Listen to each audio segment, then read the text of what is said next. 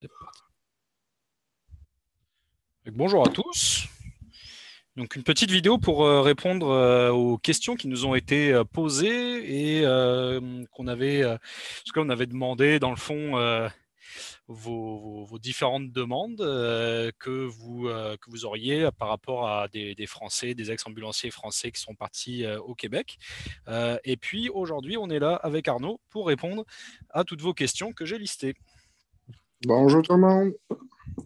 Fait que Arnaud, je vais commencer. On avait sur le Facebook d'Actu en Bu, on avait Jérôme Delettre, qui, j'espère que je prononce bien, qui nous demandait quelles démarches et formations ont-ils dû faire.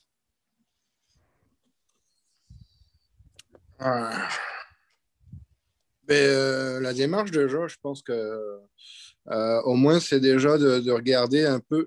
Moi, ce que je conseille personnellement, c'est déjà de venir en vacances au moins pour te donner une idée un peu de la vie canadienne avant de débarquer comme ça sans rien savoir.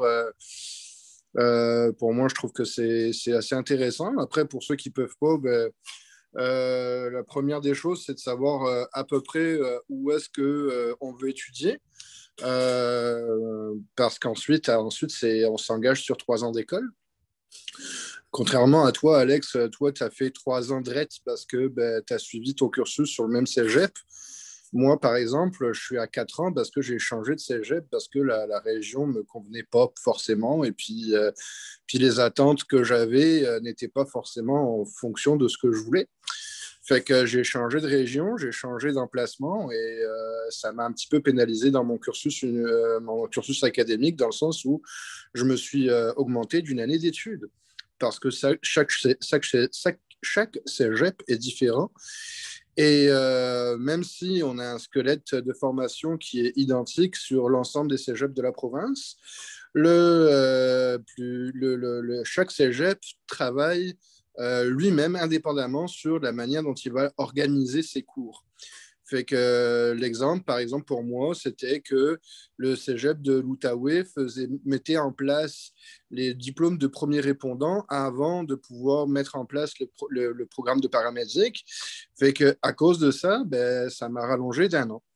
Fait que le plus important, je pense que Alex, tu seras d'accord avec moi, c'est de savoir à peu près où est-ce que tu veux t'en aller. Est-ce que c'est sur une région urbaine, rurale, périurbaine, semi-urbaine, semi-rurale? Et puis ensuite, en fonction de ça, est-ce que aussi le cégep prend ou pas des étudiants internationaux? Donc, première des choses, contacter le cégep, le coordinateur du programme soins préhospitaliers d'urgence correspondant à au cégep que tu vises. Puis ensuite, après, ben, faire la démarche que eux te demandent. Et ensuite, une fois que tu as que tu as rempli cette mission-là, que tu es accepté auprès du cégep, va s'en aller un cursus que toi, tu es encore t'es le spécialiste, tu es le master chef de l'immigration. Fait que je te laisse la main sur ça. Fait qu'effectivement, ouais, c'était comme la question suivante qui a été posée.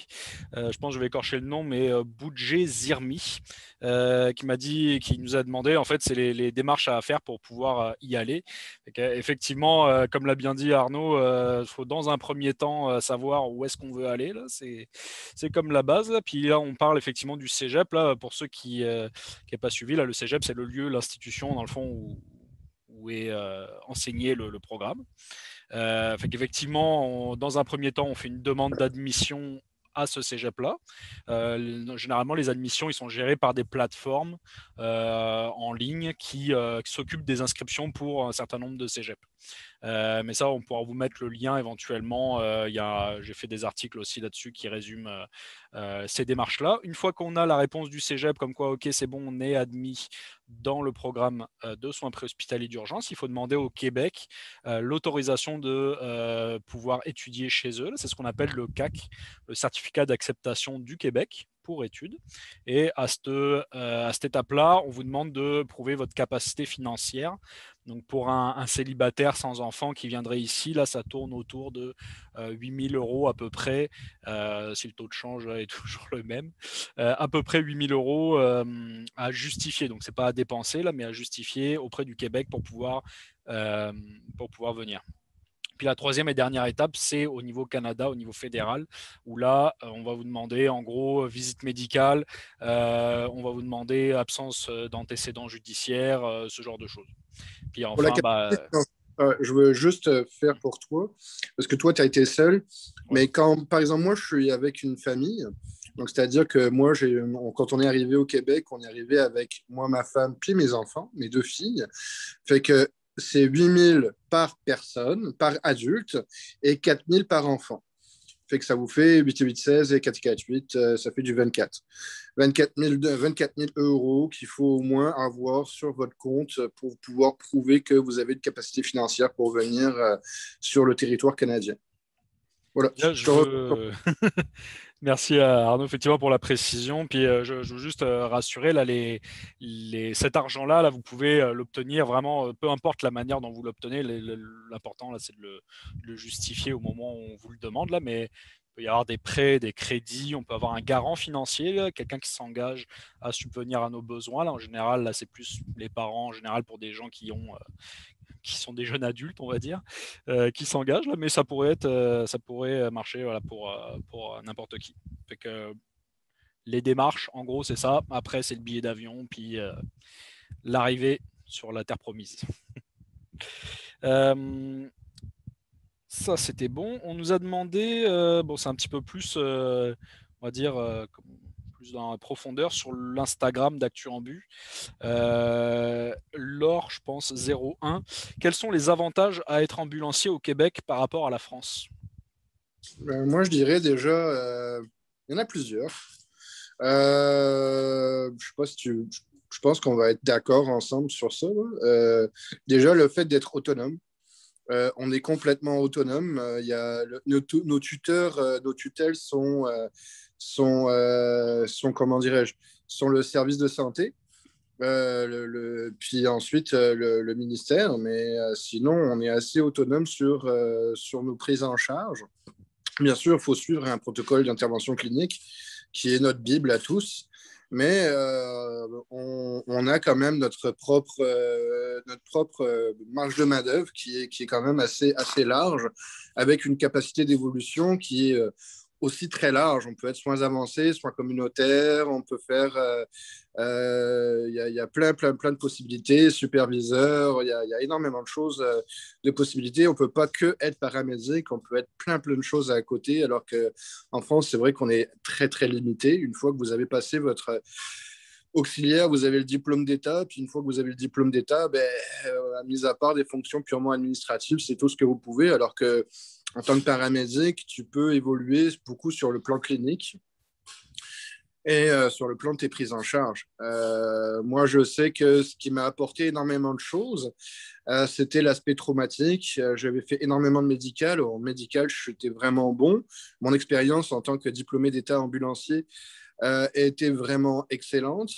Par contre, la trauma, j'étais vraiment, c'était très difficile pour moi.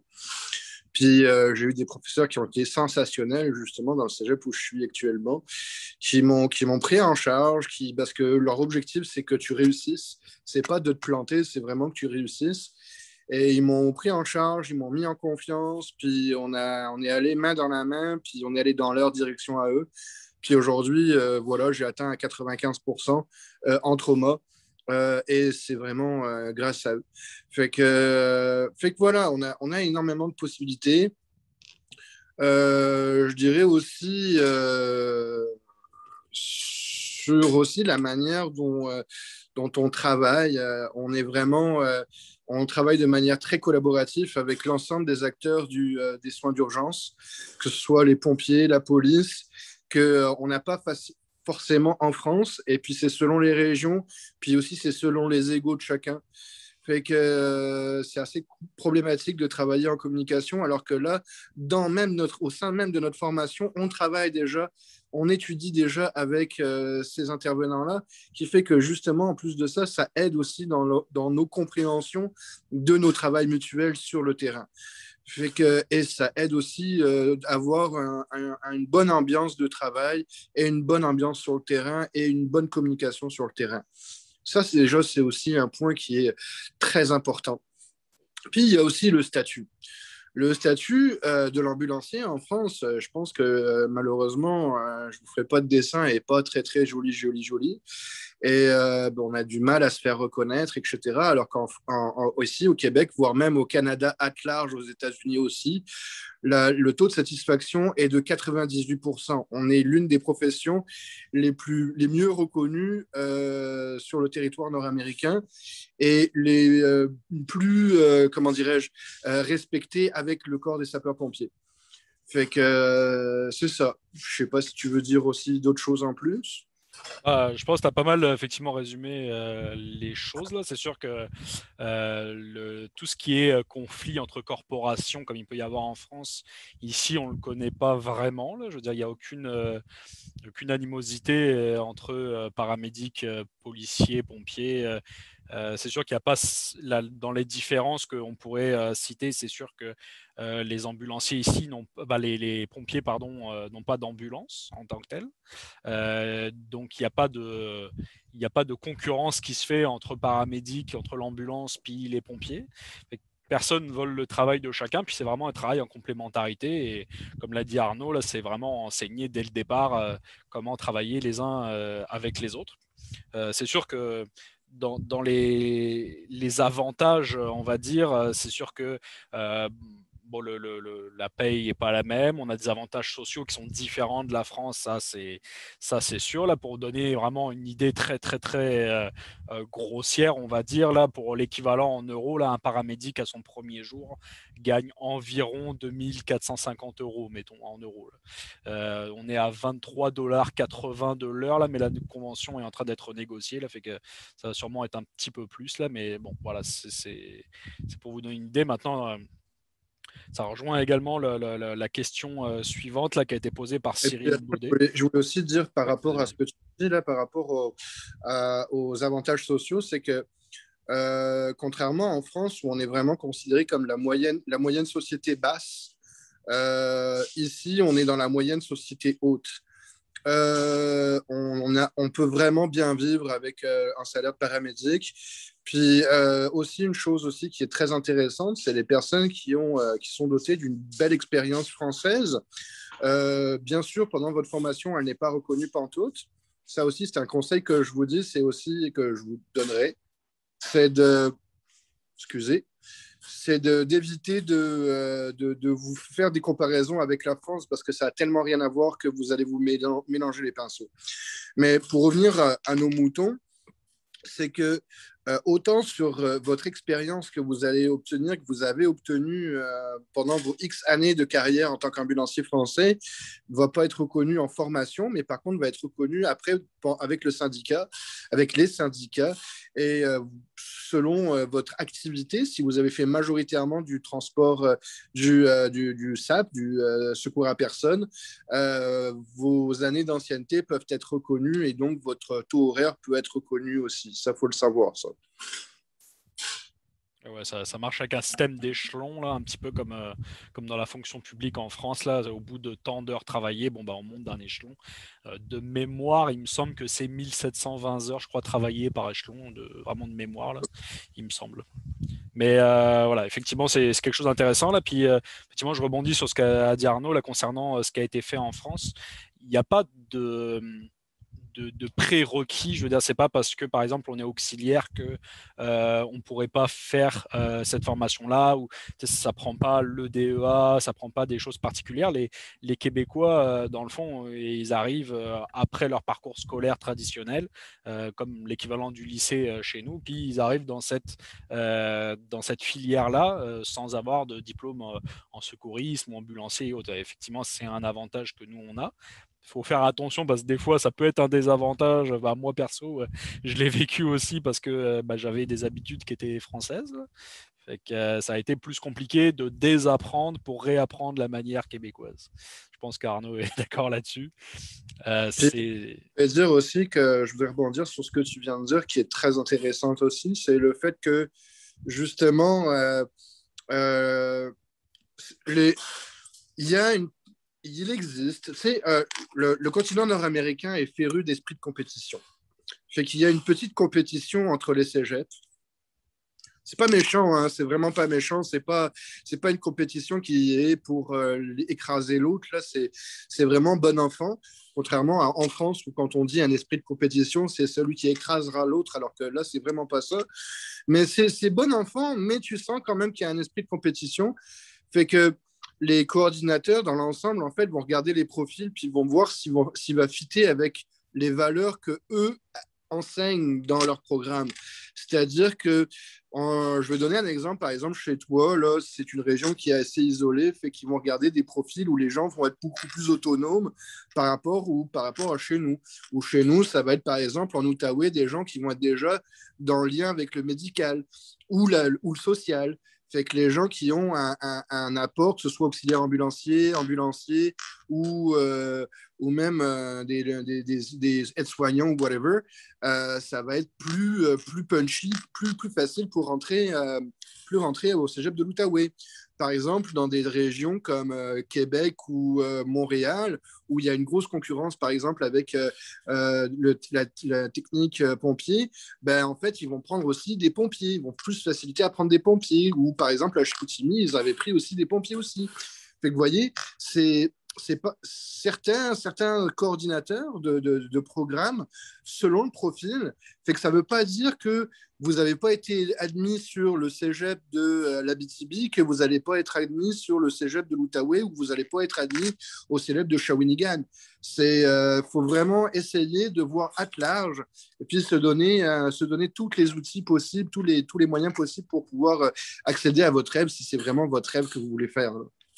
Ouais, effectivement, tout à fait. Puis on a insisté là d'intervention, effectivement, sur savoir où est-ce qu'on veut aller.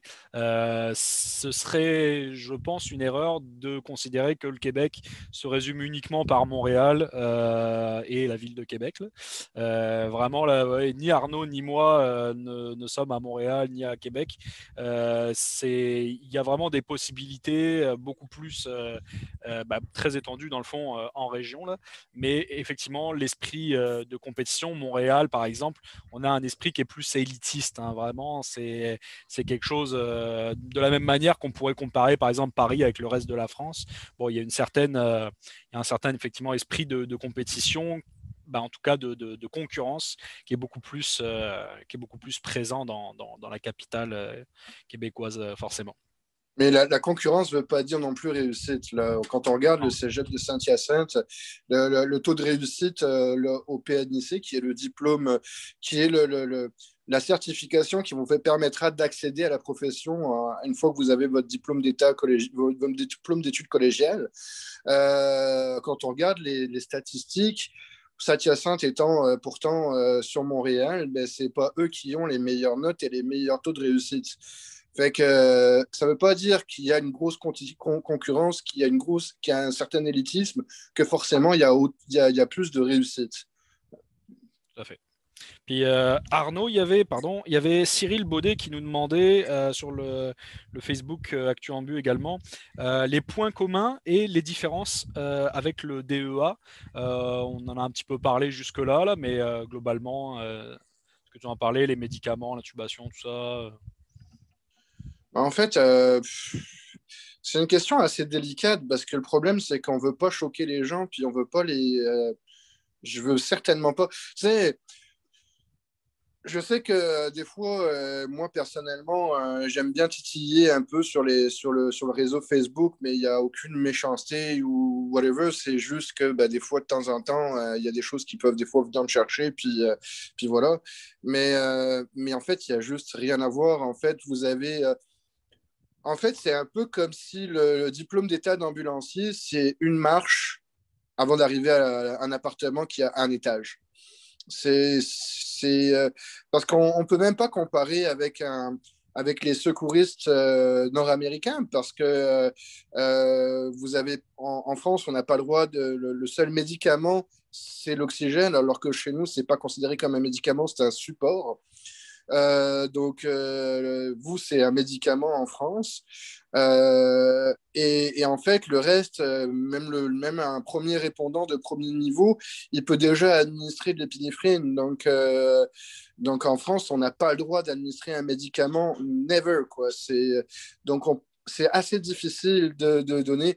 On pourrait, sur le plan théorique, il y aurait avec une petite similitude avec un premier répondant de niveau 2.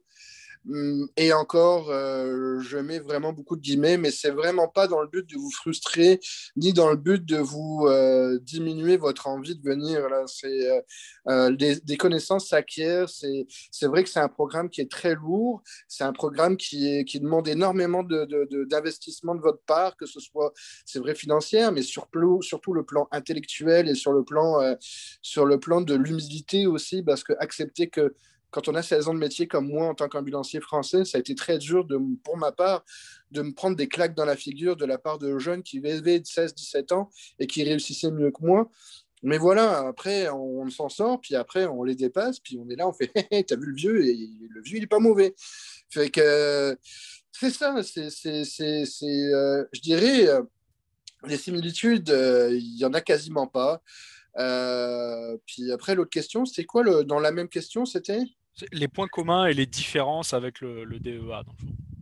Fait que les différences, en fait, il y en a tellement. Je dirais l'administration de médicaments, les techniques ventilatoires, techniques de respiration, la prise en charge de la douleur. Vous rentrez dans un autre univers complètement différent. Là. Vous rentrez dans.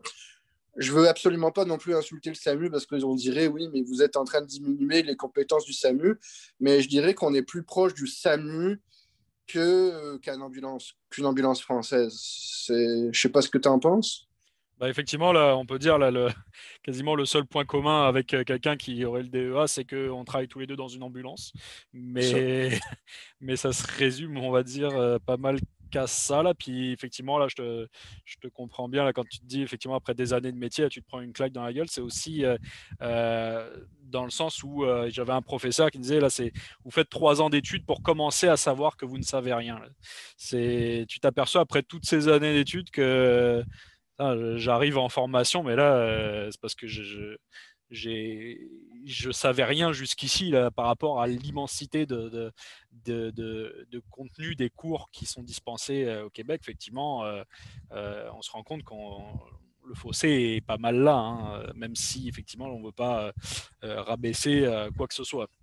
Puis même, je dirais aussi, le truc aussi qui est vraiment impressionnant, c'est j'en avais discuté une fois avec un ami qui était aussi étudiant, mais beaucoup plus jeune, qui avait 18-17 ans, et qui a terminé, là, il est sur le point de terminer aussi. Et on s'est regardé, on s'est dit, t'imagines tout ce qu'on a appris en 3 ans de temps, la masse. Fait que et lui, il me disait, ben, moi, je suis arrivé, je savais rien, je savais à peine ma biologie élémentaire.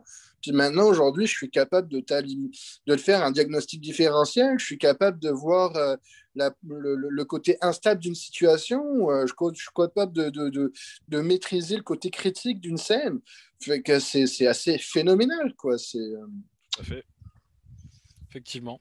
Puis bon, là, Cyril Baudet, je ne sais même pas si c'est un homme ou une femme, mais je pense que c'est un homme qui pense qui nous demande en fait, que pense-t-on de l'avenir des ambulanciers en France?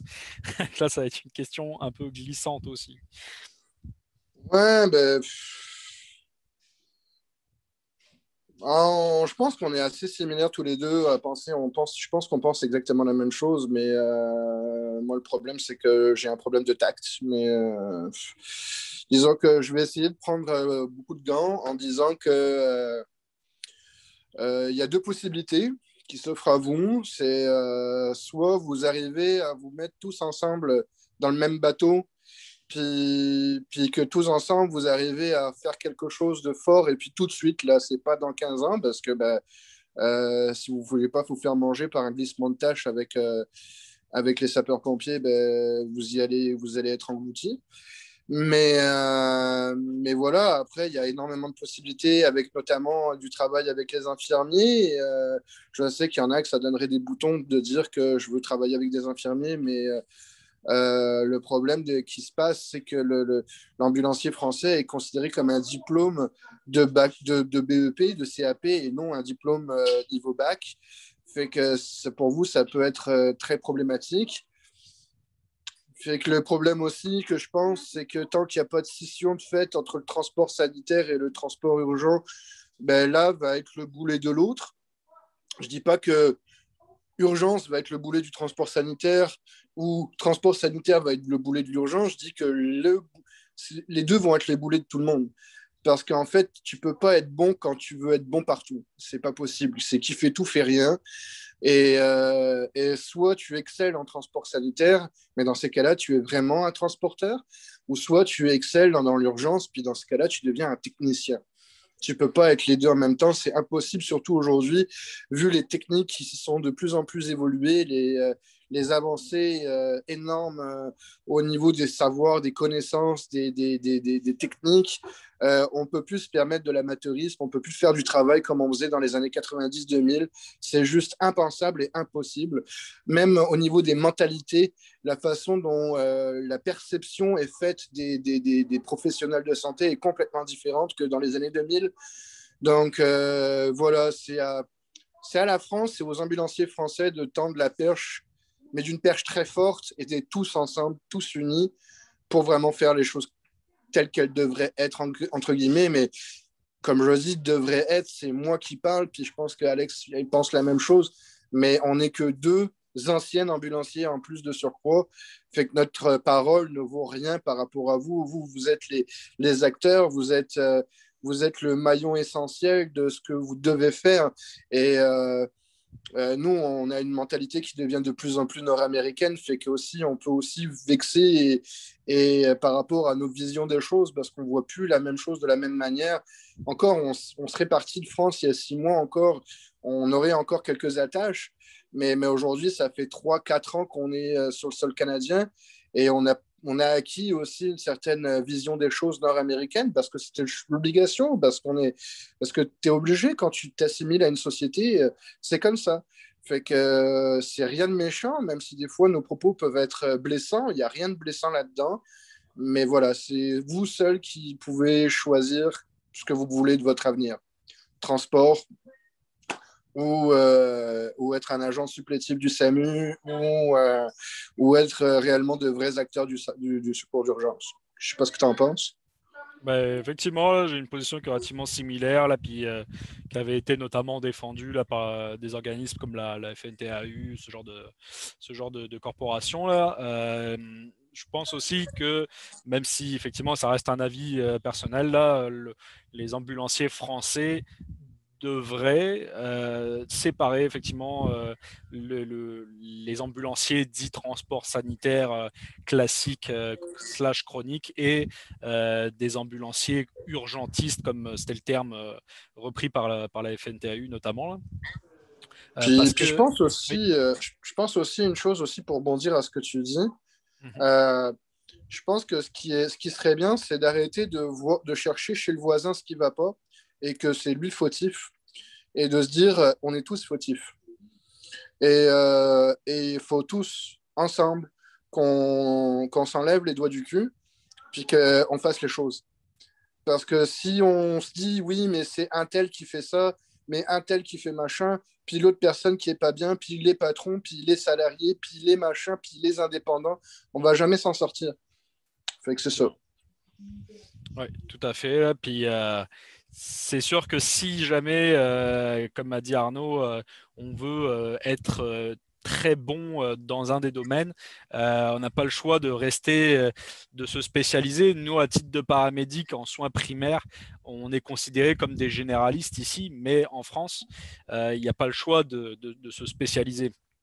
Puis j'ai vu, on le constate aussi d'ici, qu'il y a certains éléments nord-américains ou américains de manière générale qui s'exportent en France, ou du moins que la France importe, comme le bilan BCDE par exemple.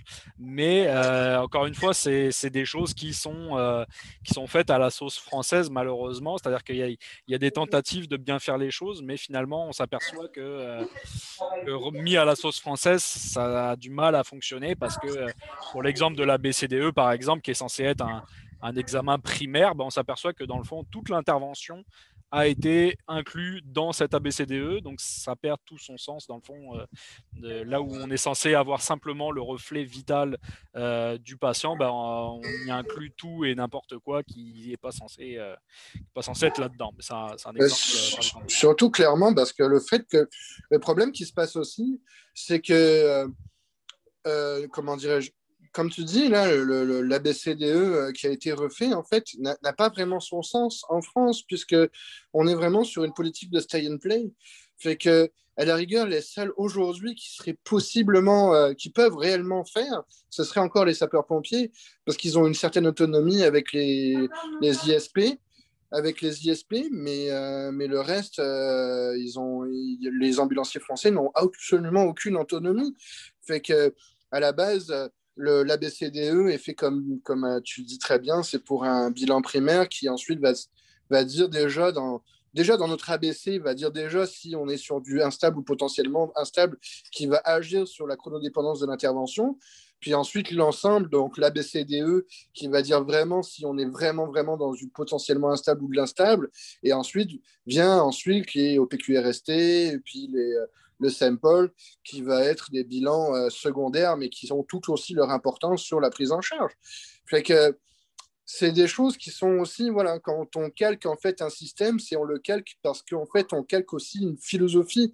Le problème, c'est qu'il ne faut pas non plus calquer uniquement pour calquer. Si tu calques une procédure qui est la procédure ABCDE au PQRS Sample, tu es obligé derrière de rentrer dans du scoop and run et plus vraiment de rester dans du stay and play parce que ça a plus sa place en fait. Ah, la philosophie change effectivement. Là.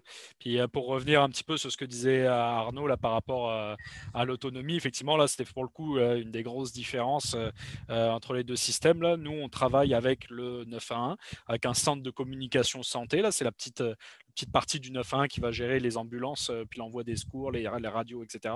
Le 911 travaille pour nous versus la France où l'ambulancier travaille pour le SAMU. C'est une petite notion qui fait pas mal la différence parce qu'on ne rend pas de compte. On ne passe pas de bilan par téléphone à une quelconque régulation. C'est nous-mêmes qui prenons les décisions dans l'ambulance sur où est-ce qu'on va, dans quel mode de transport, urgent, pas urgent, etc. Puis les éventuels les évolutions dans le fond de soins. Est-ce que je monte l'oxygène? Est-ce que je descends? Est-ce que je mets tel ou tel thérapeutique en place dans le fond? Versus Ouais. en France où c'est le SAMU qui va demander telle ou telle chose. Les seuls moments où on fait des bilans, c'est quand on fait des 10-10, des préavis. Mais, euh, mais c'est vraiment des bilans succincts, puis c'est pas des bilans, comme le dit Alex, c'est pas des bilans qu'on fait au CCS, donc au 911. C'est des bilans qu'on fait directement au service d'urgence dans lequel on va déposer le patient pour dire à combien en même temps de temps on arrive sur les lieux pour que quand nous on arrive, que l'hôpital soit déjà prêt à mettre en place le protocole clinique pour le patient. Fait que c'est un protocole, c'est un bilan qui est très, très, très court, mais très, comment dirais-je, très condensé et qui donne vraiment les grandes lignes de pourquoi on arrive en urgence et pourquoi là, il nous faut une salle de choc au lieu que tu nous poses au triage. Fait que c'est le seul moment où on fait un vrai bilan, un bilan, entre guillemets, dans une ambulance. Effectivement, ça c'est ce système-là, les 10-10, effectivement, ça porte bien son nom. Là, c'est des préalertes. Ça s'adresse pour des patients qui sont instables. Où là, en ce moment, avec le Covid, ça a un petit peu changé parce qu'on a des mesures particulières forcément pour assurer la sécurité de tout le monde. Là. Mais c'est pas une autorisation qu'on demande comme on peut le faire en tant qu'ambulancier en France au SAMU pour se dire qu'est-ce que je fais en fond avec mon patient. Là, c'est vraiment un avis, une préalerte qu'on donne à l'infirmière. Voilà, j'arrive avec ça. Puis on lui donne une photo de l'intervention, là, entre guillemets, avec des explications sur qu'est-ce qu'a le patient. Mais on ne lui demande pas son avis en quelque sorte. C'est vraiment une photo qu'on donne. J'avais comme zappé une des questions là, de Budget Zirmi également. Mais ça va être rapide. Là, ils nous ont demandé comment ils ont financé les 3 ans de formation. Travail. Travail très dur, heures supplémentaires, la vente de tout. C'est un gros pari en fait. C'est comme si tu joues au poker puis tu joues ton tapis. Fait que moi, personnellement, j'ai pas eu d'héritage, j'ai rien eu, je suis un petit Jean, vraiment. Fait que j'ai tout vendu. On a tout vendu, mais tout ce qu'on avait à la maison, parce que moi, j'étais en plus en location, fait que voiture, meubles, tout a été vendu. Et puis, on s'est dit, on va tenter, puis on tente l'aventure. Puis, le moindre euro mis de côté, ben, ça a été ça. Normalement, je devais arriver en 2017 au Québec, mais j'avais pas les sous, j'avais pas l'ensemble des sous, fait que j'ai travaillé très, très, très, très, très, très dur pour pouvoir les avoir. Et pour ma part, c'est marrant parce que j'ai également fait la démarche en 2017, puis j'ai dû la reporter pour les mêmes raisons. Je n'avais pas les montants suffisants réunis. Là. Pour ma part, j'ai eu forcément un peu de chance, là. Bah, un peu de chance si on peut dire dans le malheur, là, parce que j'ai eu un décès dans la famille, donc j'ai eu un héritage qui m'a permis de pouvoir justifier, de la capacité financière pour arriver jusqu'ici. Puis ça revient également, la deuxième partie de la question, c'était est-ce qu'il est possible de travailler à côté. euh, Arnaud, si tu veux évoquer la question. Ouais, ouais, ouais. Après, il y a deux possibilités. Normalement, on dit qu'avec un permis études, tu n'as pas le droit de faire plus de 20 heures par jour. Par semaine, pardon. Par jour. Par semaine. Fait que, ouais. Ok, je vais faire la version officielle. Fait que, officiellement parlant, on n'a pas le droit de travailler plus de 20 heures par semaine. Mais par contre, vous pouvez travailler dans ce que vous voulez, mais pas plus de 20 heures par semaine pendant le moment où vous êtes en cours. Et après, quand vous êtes en vacances, vous pouvez faire 200 heures, c'est pas grave, on s'en encore en lice. Là, c'est... Le plus important, c'est que vous fassiez pas plus de 20 heures par semaine sur un job, ou deux, ou quatre, je sais pas, mais voilà. Effectivement, vous pouvez avoir autant de travail, autant de jobs que vous voulez. Là, la version effectivement officielle de l'immigration, c'est pas plus de 20 heures par semaine et limité pendant les vacances. Maintenant, chacun peut le moduler. La 20 heures, c'est comme un maximum, là, mais tu n'es pas obligé de travailler les 20 heures par semaine. C'est fait en fonction de chacun. Là, si vous n'arrivez pas à étudier assez avec ce travail-là de 20 heures, bah, évidemment que vous pouvez travailler moins, ce n'est pas un problème. Disons Euh, que d'après ce que j'ai discuté avec une personne de l'immigration, à la base, c'est interdit de faire plus de 20 heures par semaine, mais c'est interdit si tu fais plus et que tu es en échec parce que tu as trop travaillé, ton permis ne sera jamais renouvelé. Par contre, si tu fais plus, mais que derrière, tu as un parcours académique qui est vraiment bon, ils peuvent encore, tu sais, ils peuvent encore dire, OK, tu rentres pas dans la case, mais tu frôles la case. Fait que, tu sais, il faut savoir qu'en continent nord-américain, tout est une question de case. C'est soit oui, soit non. Il n'y a pas de peut-être. En France, on aime bien les peut-être, mais si je fais comme ça, est-ce que ça va passer? Si je ne peux pas passer par la porte, est-ce que je peux rentrer par la fenêtre, ou pour rentrer par la cheminée, ou rentrer par les égouts? Ici, non. Ici, c'est oui ou non. Fait que, fait que je fais pas mes 20 heures, mais c'est hyper risqué. Nous, on vous le conseille pas, parce que officiellement parlant, on n'a pas le droit. Par contre, voilà, derrière, il faut vraiment être irréprochable si jamais vous le faites pas. ouais, tout à fait. Fait que c'est pas mal ça. Là. Oui, c'est possible de travailler, mais c'est ça, le permis a une limitation. Les salaires, le salaire minimum est à 13,50 $ maintenant par heure. Vous pouvez trouver des jobs vraiment de tous les salaires. Moi, personnellement, j'ai commencé comme projectionniste dans un cinéma, j'étais au salaire minimum. Puis le plus récemment, là, je travaillais au 9 à 1 et j'étais payé à peu près 20 $ par heure, mettons. Toi, je sais Ben, pas, pour Arnaud. ma part, j'ai tout début, j'ai travaillé dans une société de sécurité qui s'appelle Garda World, qui est exactement la même chose que Securitas, en tant que surveillant d'espace clos. Donc, en fait, on est dans des usines, puis on surveille que les gars qui travaillent dans l'usine, dans certains sites, ça se passe bien. Voilà. Ensuite, j'ai travaillé chez Tim Hortons, qui est exactement la même chose qu'à McDo. 38 heures tourné dans un McDo, compliqué. Euh, ensuite, j'ai fait préposer aux bénéficiaires dans des résidences de personnes âgées, parce C'est que c'est l'équivalent exactement la même d'aide-soignant. chose que être soignant. Et là, aujourd'hui, je fais du transport adapté. Donc, c'est exactement la même chose que de l'ambulance, du transport sanitaire français. C'est exactement pareil. Sauf que c'est travaillé de manière différente. C'est tout. Merci bien. Euh, on avait une question de Alain 911 sur le groupe paramédic entre France et Québec qui demandait restez-vous là-bas ou revenez-vous en France avec votre diplôme en poche? Je pense qu'on n'a aucun intérêt à revenir en France. Mis à part d'aider nos collègues ambulanciers français, je pense que c'est un des projets qu'on a en commun, qui est justement de vous aider, vous supporter, puis de vous donner des supports formatifs. C'est tout ce qu'on peut faire. Après, le reste, puis comme on dit, hein, c'est vous qui avez votre avenir entre les mains. Après le reste, nous, on n'a aucun intérêt à revenir en France pour deux raisons. La première des raisons, c'est que notre diplôme n'est pas reconnu. Et la deuxième raison, c'est qu'on va crissement se faire chier en rentrant en France. Effectivement, c'est bien résumé. Oui, c'est sûr que tu fais 3 ans d'études ici avec un certain niveau. Euh, qui te permet de faire pas mal de choses, d'administrer des médicaments, de faire de l'intubation, etc., etc. Revenir en France, c'est se priver de tous ces gestes-là.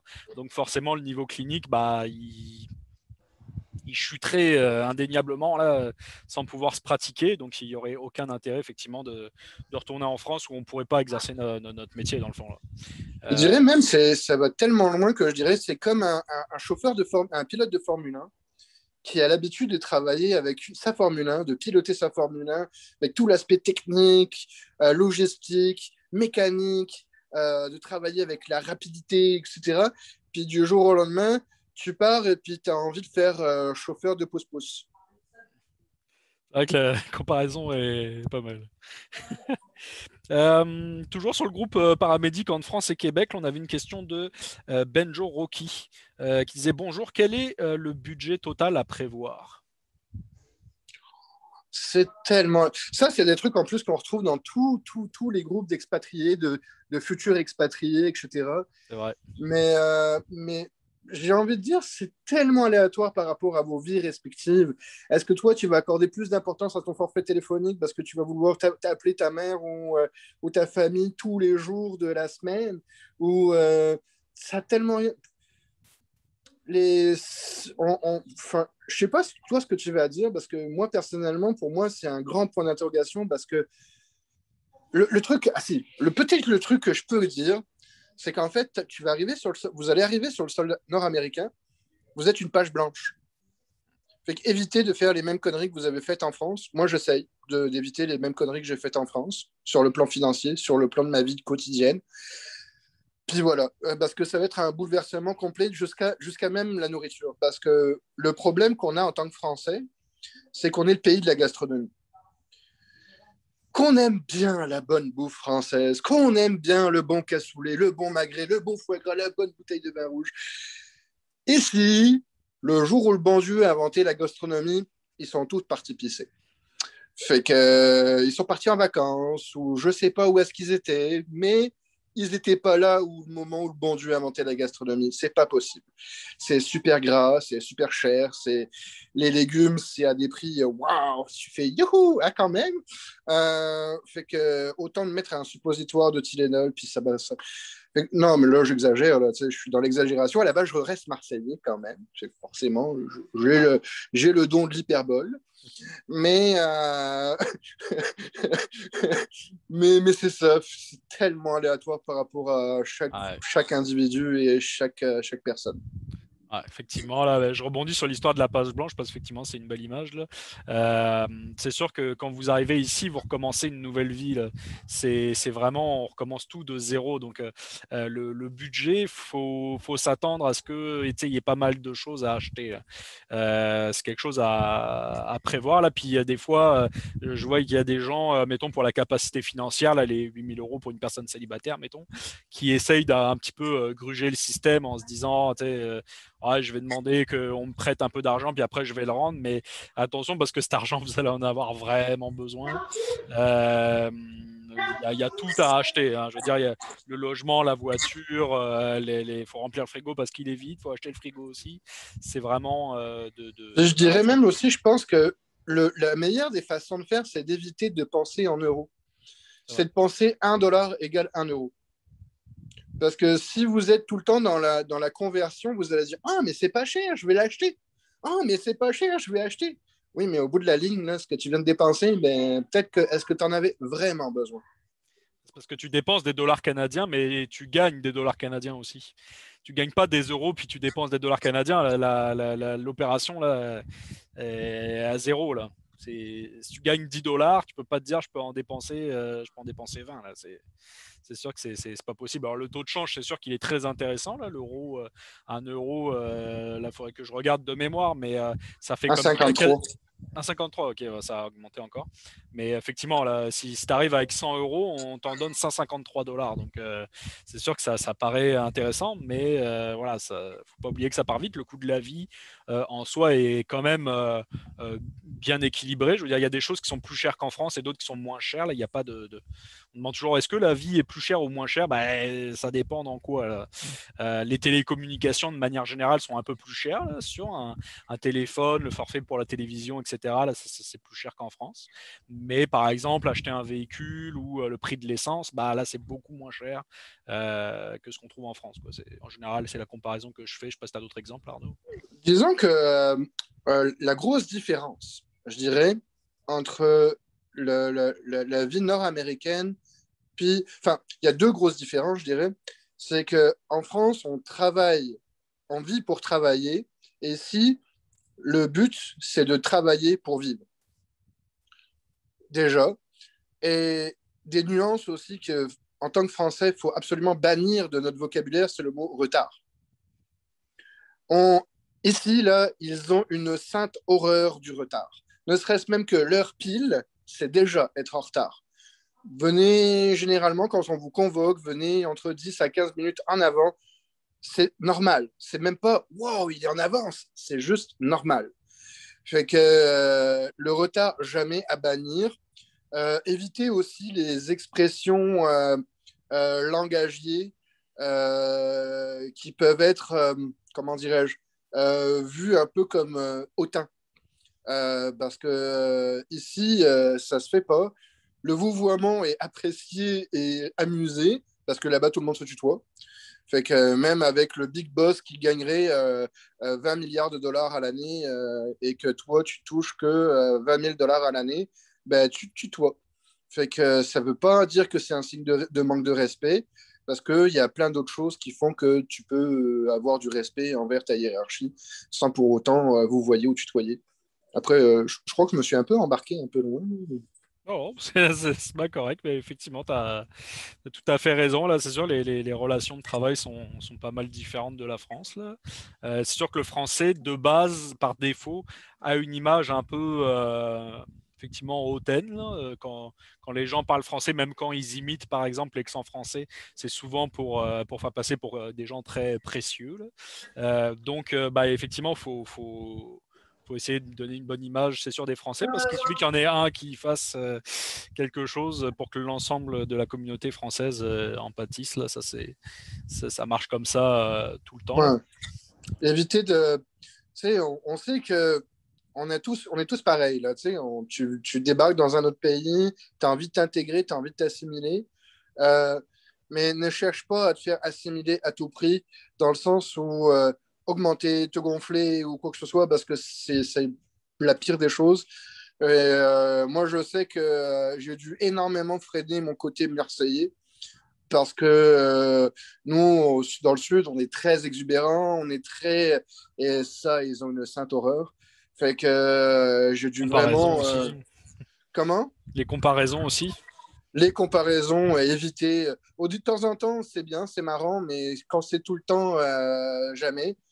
Et éviter de faire ce que vous aimeriez pas qu'un étranger fasse dans votre pays. Tout à C'est fait. ça. Puis je voulais juste vous rassurer aussi par rapport, c'était pas dans les questions là, mais on a parlé des fois là en privé, les recherches d'emploi là, aucune inquiétude à avoir sur est-ce que je vais trouver un emploi ou pas sur place. On pourra tous les deux témoigner. Je pense, j'ai été recruté avant même de pouvoir débarquer sur le sol québécois quasiment là, donc un emploi ici, ça se trouve en une dizaine de minutes, vraiment.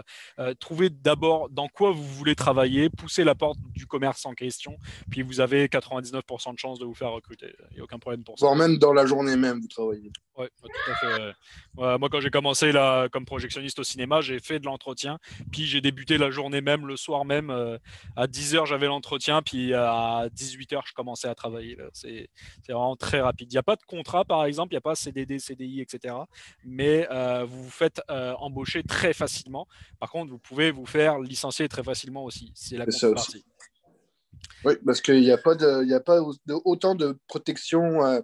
Les syndicats sont très forts. Les syndicats ont des très, très grosses puissances, mais c'est des puissances sur une corporation. Sur l'individu, je dirais que c'est une société qui est très libérale dans le sens où tu es responsable de tes actes et de tes choix. Fait que c'est ça. Tout à fait. On a fait un peu le tour des questions. Là. Je ne sais pas si tu avais quelque chose à rajouter, Arnaud, par rapport au Québec ou à ton expérience. Non, juste écoutez pas tout le temps Alexandre parce qu'il va vous tanner avec votre cégep de l'Abitibi. Là. Tanner, tanner, tanner, tanner. Venez Venez en chez nous. Outaouais. Venez là, vous allez être bien. À Gatineau, là, c'est bien, c'est parfait. Une très belle place avec plein d'arbres, c'est magnifique. Il y a de la forêt, il y a des arbres, il y a des montagnes. Petites, mais il y a des montagnes. Ah oui. On est avec les Anglais aussi. On se fait un peu la gueule de temps en temps avec les Anglais, mais ça se passe quand même pas trop mal. Fait que là, voilà. N'écoutez pas tout le temps, Alexandre. Venez Pas nous tout le voir temps. en privé, on va vous transmettre les photos et tout ça, vous inquiétez pas. Aucun problème là-dessus. Fait que merci à tous d'avoir suivi la vidéo. Puis on va se retrouver très prochainement, soit Arnaud, soit moi, là, en fonction des différentes vidéos pour le module 9 d'Actu en but. Fait que, Oui, et puis par pitié aussi, ayez une petite compréhension dans le sens où nous, ça peut faire 4 ans qu'on est parti, 3 ans, pas plus de 3 ans, qu'on est parti. Fait que il y a certaines expressions qu'on n'a plus, certaines syntaxes qu'on n'a plus avec la France. Et pitié, arrêtez de croire qu'on veut être supérieur à vous alors qu'on ne l'est pas. Arrêtez de croire que parce que nous, on pense d'une certaine manière que forcément, c'est pour vous juger. Tu sais, il y a zéro jugement, c'est juste des fois, c'est du sentimentalisme, puis on part comme ça, mais il y a zéro méchanceté de notre part, puis surtout de ma part à moi. S'il y en a qui sont blessés de temps en temps avec ce que je peux dire ou écrire, franchement, je m'excuse le plus profondément possible. Mais il y a zéro jugement de ma part, zéro jugement de valeur. Fait que je suis plus dans le mode, en mode même pas moquerie, c'est juste de la niaiserie, quoi. C'est juste pour rigoler. Quand je titille un peu, il n'y a jamais de méchanceté, c'est juste histoire de titiller. That's it, that's all. merci Arnaud pour cette précision. Fait que, Thank you. on vous laisse là-dessus, là, puis à très vite là, dans une prochaine vidéo d'Actu en but. Bye bye. Yes, bye bye.